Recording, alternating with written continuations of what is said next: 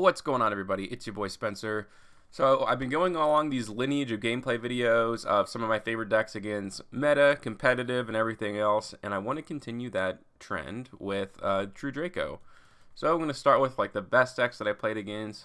There's no Drytron, but Phantom Knights I did. Leerlisk, Tri-Brigade is in here, and some other stuff. So definitely playing against something pretty decent, and then I'll show everything else, kind of the casual side, because I think this deck is truthfully, it's pretty good.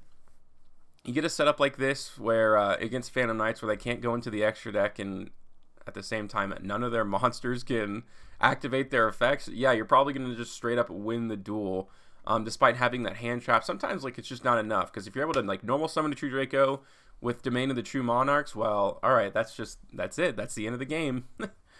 Okay, so we'll go to Floowandereeze will save, I suppose. Let's go ahead and go to Bird Up. And then we'll go to Floowandereeze, because I don't know how. I'm on the fence about that archetype. I don't know if it's going to be meta or not. It's okay, but it seems like it's easily kind of beaten. I don't know. So a little bit of an awkward opening. I kind of go into click turbo, if you will, to get a bunch of cards off the field, but I wanted to get as many cards in the graveyard as humanly possible to give myself the highest chance to find a True Draco monster off of Pot of Duality. Is that a really jank way of doing it? Yes, but in this case, what I did pretty much gave me this duel. So I'm playing, Bird Up. He's got the infinite impermanence, which doesn't actually really do anything in this deck at all. Eldlich doesn't have any effects that can be infinite impermanence, and the True Draco stuff is really just icing on top. It's just getting you advantage. But this deck just rolls over into getting card advantage just like nuts, right?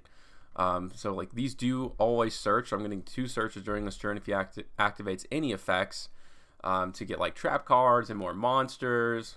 But other than that, you just have these massive floodgates like Summon Limit and Solemn Judgments are in here. Golden Land Forever. So this duel is really kind of the poster child for patience. Like the whole match, actually. I'll show both duels. Because I'm going to be able to get a whole bunch of really good stuff, like multiple Solemn Judgments, Golden Lands Forever, but it's about when you use them. Technically, I could have used it right there, but all I'm thinking in my mind is at some point this guy is going, if he's not surrendering now, he has cards in his deck that can get rid of the back row. So I have to just, even though through all this special summoning, like eventually he's going to run out of monsters. I'm fine. Every single turn is when I get more cards that are good, like more Solemn Judgments and everything. So I'm not in a rush, especially to protect all of these monster effects. It's totally fine. Alright, so here he goes. He's going to continue all these loops. He's going to get like 3 to 4 monsters per turn. But as you can tell, his deck's starting to thin out a little bit. I'm starting to get more and more monsters. And now every turn the pressure is on. I have 4 monsters on the field, meaning, I'm going to be able to just attack over what he has, plus 1 kind of damage step if he's able to get 3 every turn, which is not easy to do.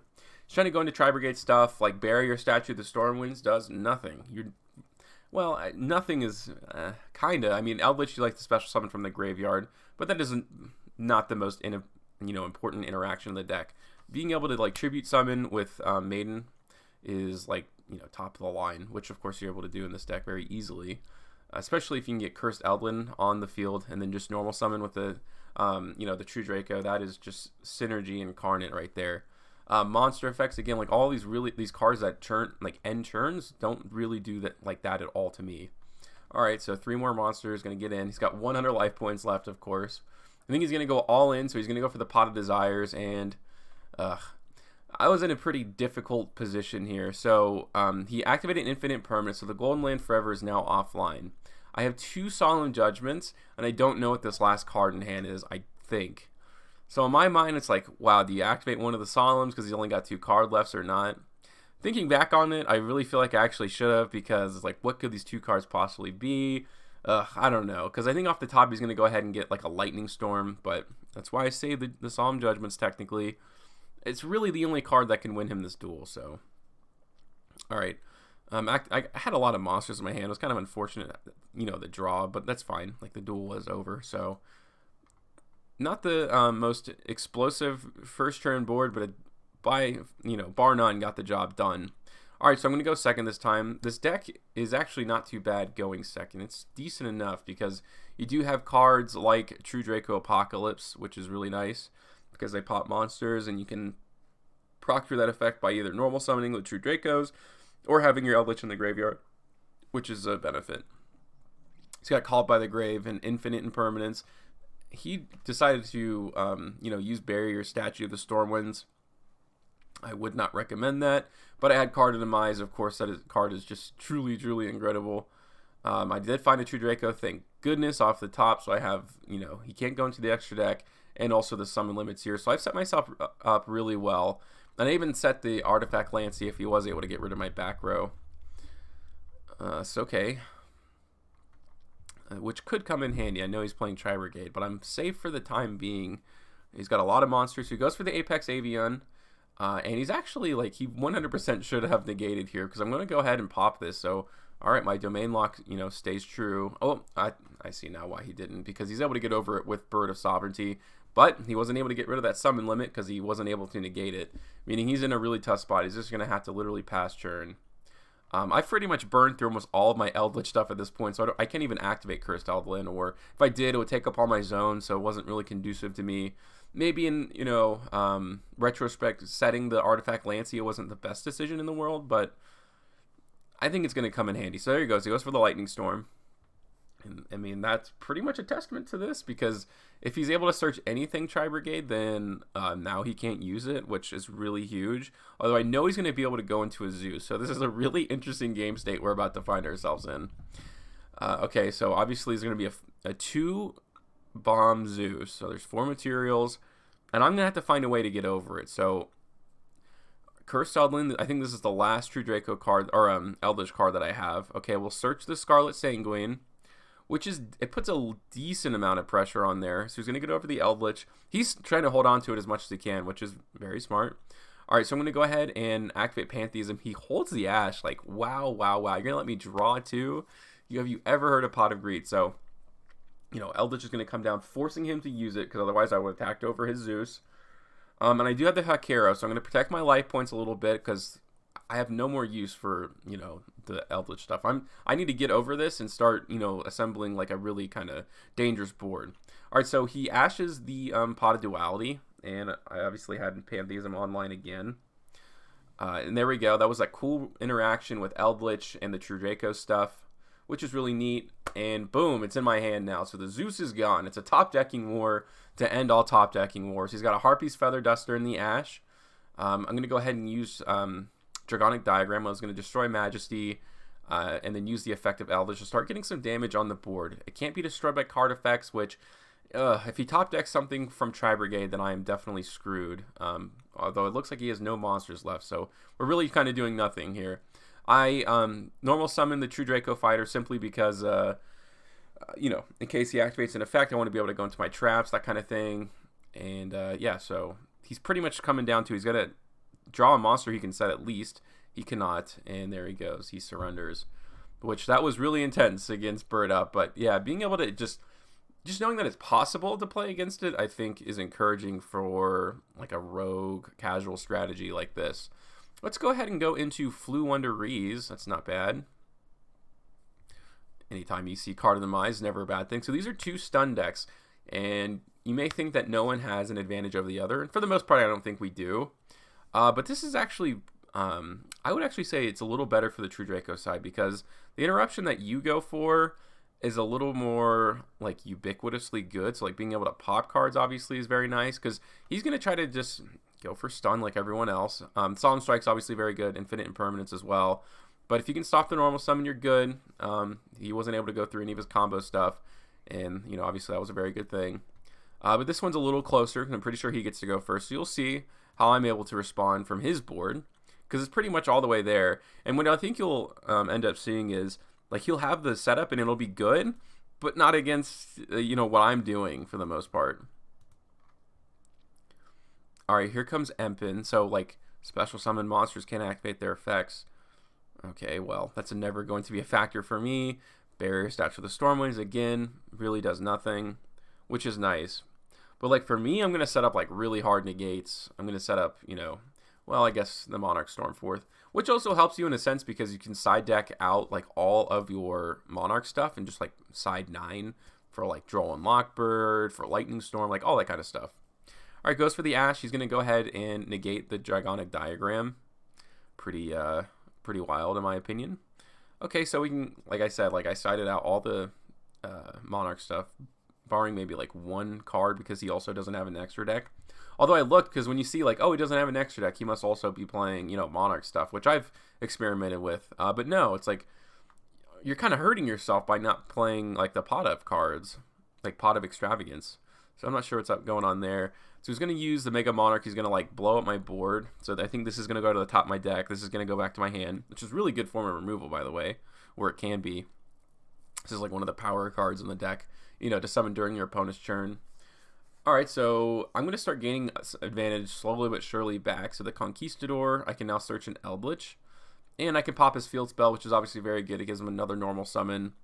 And at this point, I'm pretty much going to be able to go over everything. And as I'm looking at his board here right now, I'm thinking, okay, well, there's no like real threat. The other big Floowandereeze card, I don't know if he plays it, that flips all the monsters face down. That would be something I'm scared of. But it doesn't look like he does. So at this point, all these like big quote unquote stun cards aren't a threat, so I think he'll find that he's kind of stuck in these loops where he's going to be normal summoning a bunch of times, but you know, to no benefit to him. All right, so there we go. Here comes Stree, which one is this one? You can target a card. Okay, so he's banishing like the Cursed Eldlin. He's, you know, the Conch and the Sanguine, but I've gone through most of my engine. I have a very small Eldlich kind of package. I think it's like 8 cards. So it's not like I'm looking to use it every single turn. I'm just looking to like get that control and use the benefits of like the long game with Eldlich stuff versus it being like a driving force. Because it's not like I have an extra deck either where I can go into like rank 8s or rank 10s or anything like that. All right, so look, he's got all of these like big dudes, and unfortunately I haven't drawn into any True Draco stuff, but yeah, I do have the Golden Land Forever, and I think he's just like, here, it's like, okay, I'm just going to keep normal summoning, but you know, what's in it for me, you know? Which is pretty funny. All right, so we can go into Dinos. That's also, we're in the more of the competitive side now. We're going out of meta, if you even count Floowandereeze as meta.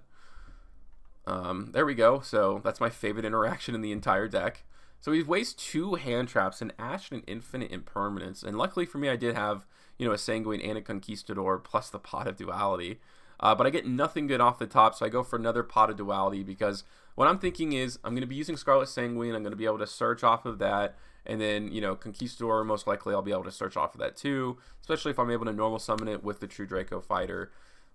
And, you know, I'm also going to be able to search monsters every turn. It looks like I already got this guy, so I'm fine. I'd rather him like waste those resources. Unfortunately, he's also going to have the triple tactical talents because I did activate that monster effect. But I think if I was playing them otherwise, I would like just stop activating these effects unless I was truly desperate. So without being going into the extra deck, he's like, you know, really just not able to do much here. Although I'm kind of surprised he didn't go into double evolution pill. He does eventually, but I'm not sure what the reason behind holding it was. But okay, so I'm going to go ahead and get Card of Demise. I'm going to draw 3 cards, draw a couple more with Pantheism. Now I have 2 Monarchs are up. So you're able to get one of them. He's not going to, you know, there's still going to be one more. Plus he, again, can't go into the extra deck. Alright, so I can activate this, grab a trap card, which is really cool. Though I can only pop, basically, the True Draco Fighter, so it's just alright. Okay, we can go ahead and pop the Ultimate Conductor Tyranno, so he cannot still go into the extra deck, which is very good for me. Another Ash, but yeah, there's really nothing there. A top deck of Fossil Dig I think is actually okay, but considering all this disruption I have during his turn, then yeah, maybe it's actually not so good. Okay, so we'll play Beetroopers. It's also kind of competitive. I think it's been in the top 16 of the Chalice Slime Monthly a couple, like the last couple times. I don't think it got in the top 8, but top 16 is pretty decent, so we'll see what we can do. What's our setup looking like here? Okay, so we're going to have a Banish from the Graveyard, an Omni Negate, a Pop, and also Summon Limit, which is really good. And then I'm going to go ahead and activate Summon Limit, which is nice. And yeah, that's it. That's literally the end of his turn. Okay, so I'm going to go ahead and activate the Conquistador, simply because I want to get a zone open for Pot of Duality. I'm going for quite a bit of damage. Although, look, yeah, I special summon this turn, so I can't go into Pot of Duality, which is fine. Okay, so he goes for the infinite impermanence.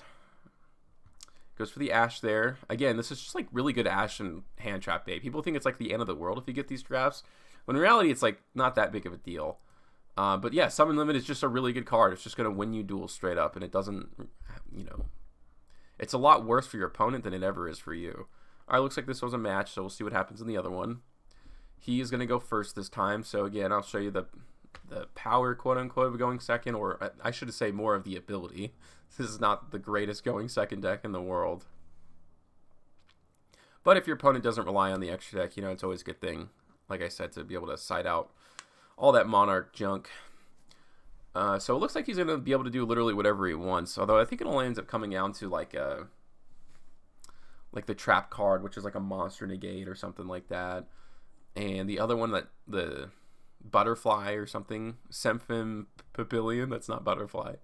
But okay, we'll see. I got Cursed Eldlin, which is a nice start, so I'm going to be able to get like an Eldlich to get rid of whatever his back row is, which is a monster negate. He could have activated it, but there's like literally no difference at that point. So I'm going to be able to like get over a bunch of these monsters, especially the big 3000 attack beat stick. Contact C, yeah, I don't literally, like, that's fine. That might be a decent form of disruption against a lot of decks, especially because it's searchable. But yeah, again, like, you know, like, oh, you're not gonna be able to go into the extra deck. It's like, well, I don't even own one, which is fine. Okay, so I have a couple of Scarlets, so no real form of disruption outside of, you know, the Monarch's Erupt, of course. He's going to try to, you know, get over this. I'm going to go ahead and pop. All those will have half attack, and yeah, he just has to surrender from there. All right, so we'll go over everything else now. Shaddoll, sure, why not? This is like pure Shaddoll. I've probably only seen this one other time.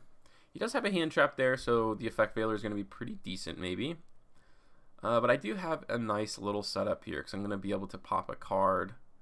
I've actually taken out the King's Return. I used to think it was good, but I don't know. Honestly, I'd rather have Apocalypse. I mean, in reality, the Draco stuff is just used as like a really good normal summon engine. Everything else is just kind of supplemental. Okay, so here's ABC. I think they go first both times, and I'm able to break through their boards. So he also has Effect Veiler, Infinite Impermanence, and now Union Hanger. So he's starting off on, you know, the right foot for sure. And, you know, he's minimum going to be able to go into ABC Dragon Buster. I don't really remember all the way where he goes with this. I have a little bit of a weird hand, but not a bad one, because I'm going to be able to draw two at least twice and search with Pantheism. I'll have to eventually get something good off of that. And I'll still have, you know, 3 of the Field Spell and 1 more of the Monarch's Erupt, which is nice. Alright, so off the top, I get a Golden Land Forever and a Draco Apocalypse. Still no monsters yet, so we have to draw a little closer, and that's it. That's all we had to do. I'm going to go ahead and force him to go into whatever IP Masquerena target he had. He goes for Underworld Goddess of Closed World. Alright, so I'm going to be able to draw a card and also Tribute Summon. I can destroy the Eldlich in my hand because, you know, it's just good fodder for that. I'm going to pop whatever that back row is. It is an infinite impermanence. I'm able to chain this, so it's as if it never happened, basically. And now the Domain of the Monarchs comes down, so I just completely power wash my way through this thing. Although he does have Gamma Seal, so I'm assuming he's going to use that first. So there's no lock anymore, but yes, I do have the summon limit, so that's going to come down real quick and end his turn. That's 2 summons. You top deck a Solemn Judgment, it's never a bad thing. And now I'm going to start attacking again, and he's not able to go in ABC Dragon Buster, so that is kind of the whole idea of the strategy. I'm going to go ahead and hold on to all my disruption. I have an Omni Negate and another one, pretty much. But I'm like, it's not actually threatening, so there's no need to, you know, it's maybe good in terms of card advantage, but I'm trying to, you know, look out for the long game for the most part. So I think I get to go first here. All right, Pantheism, not bad. Cursed Eldlin. So that was really good because I'm going to be able to banish with Pantheism. So the lock is going to come down for sure. And I have like so many traps, I actually don't know what to do with them. I can't even set the True Draco Apocalypse. But an Omni Negate, a pop.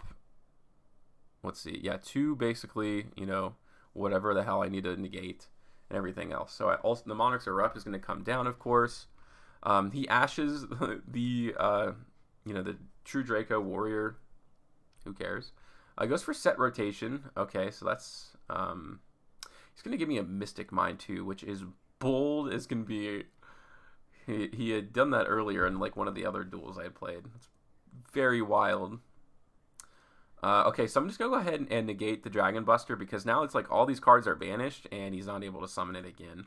As an ABC player, I know too much how much that kind of burns, and you don't want that to happen. Alright, so let's go ahead and get rid of this back row, whatever it is. It is an infinite impermanence. Again, he could have chained it, but I would have chained, you know, Ignis again, which is all fine and dandy. The Monarch Erupt is still here, and I can still go for the Conquistador, holding on to it for as long as I need to. Or maybe I'll pop it now, just so he doesn't have any plays to go through. Because technically speaking, he could, as long as he gets the materials, he could go into ABC and kind of attack over this True Draco Warrior. So that's a bit of a threat. So he goes straight into Underworld Goddess, which is kind of insane. Alright, so he goes to the battle phase. I'm going to go ahead and pop the Heritage. So this is half attack, and he surrenders from there, which is cool. So I don't have no idea how I was able to pull those two duels out, but I did anyways. Here's Cyber Dragons. Dark Rule no more. Just, yeah, no bueno. He goes to Ashtat. That's pretty much okay with me. I don't have the most powerful turn 1 board. It's like the 2 Sanguines, which is like not great. But Monarch's Erupt is able to do a lot of work because skill drain is limited for a reason. Okay, there goes the core. I'm going to go ahead and negate this. I'm assuming he's going to go straight into the Kaiju next. Although he's going to have to summon 2 cores. I think he was trying to go into infinity, but yeah, you cannot do that. Although, even if he was to Kaiju this, like this effect goes until the end of the turn, so there would have been no effects anyways. And then I could have gone into Scarlet Sanguine and kind of got my plays going, which is pretty cool, no doubt. Alright, there's not that many duels left. Looks like there's just 2. A fusion deck, I don't even... okay, so like Super Poly, obviously not so good against True Draco. Cursed Elblin can go ahead and start things off. Because if you can't go into the extra deck, you can't even use a card that cannot be negated is somehow like not able to be used, which is pretty cool. Alright, so the Conquistador and the Hakero. We'll see if I'm able to kind of use these cards in any sort of effective way. It's crazy how many monsters he has, and he's drawn into all these spells. Alright, card in the Maya, so finally I'm like, alright, this is going to start snowballing, I'm sure. Especially because you have so much interaction during your opponent's turn now. These are 2 like random monsters, so Super Poly is not going to, you know, come into effect just quite yet. Pot of Desires is going to come down. Okay, there we go. So now I can use Polymerization. I negated, although considering how many cards he has in his hand, I probably shouldn't have used it. Because he's probably has a lot more ways to do it. Anyways, this is going to be negated, so I don't have to pay any life points when activating cards. I'm going to go ahead and pop the Heritage again. You've seen this interaction a whole bunch of times, but for good reason. There goes Polymerization. He goes into the Despian Proskian, although it's only 3,200. You know, Eldlich is going to be able to get over it. The Monarch's Erupt is still online. Conquistador, the Golden Land Forever, all that good stuff. So that was pretty nice, I suppose. And here is Pendulum. This is really bad for Pendulum. This is also such a good part about it, because if like you're playing normal Eldlich stuff and you don't have, you know, like any use for this card, if you don't have Scarlet Sanguine, you're at least able to get some form of advantage off of it, because now like his domain lock, and that was just like a really good kind of target, because it does eventually give you advantage with the Scarlet and everything. Alright, so the summon limit comes down, and you're not going to be able to do much else after that. I'm going to go ahead and go for Eldlich. Because of the summon limit, I want to be able to give myself at least, you know, 1 additional summon during my turn if I need it. Although with Heritage, I'm able to kind of pop that card. Okay, so he goes to pop with Pendulum Graph. I'm going to be able to pop his trap for sure this turn. I really kind of feel like he should have gone for Domain, because I have less copies of that, and all these other cards are just so searchable in the deck. There we go. So he's 1 less Pendulum Scale, Time Pendulum Graph. Well, it's because he popped it with Pendulum Graph, I'm pretty sure. But if I was him, do you have to pop a... Wow, he could have popped any of these in the Monster Zone. I feel like that would have been a way better idea. Anyways. Alright, so he goes for the big Pendulum summon. He's going to go ahead and pop the purple poison. He's able to use that every single turn, which is really dangerous for me, obviously. I go ahead and pop the Draco Fighter. I do have 2 monsters in my hand, so I want these all to be like have no attack, be able to get over anything on the field. And there we go. Pot of Duality can come down. Probably grab the Golden Land Forever, which totally makes sense. I want to have an Omni Negate. Now I can go right to the battle phase to get over everything else. I just have to be careful with that purple poison again. Although I am going to pop one of his scales, and as a Pendulum player myself, I know that the lower scale is way more rare than the higher scale. I don't know why that's the case, but it is, and that kind of knowledge came very much in handy here. But yeah, that was a very long extended look at True Draco Eldlich against meta, competitive, and everything else. Let me know what you guys think in the comment section down below. Other than that, that's going to do it for today's video, and I'll see you guys next time.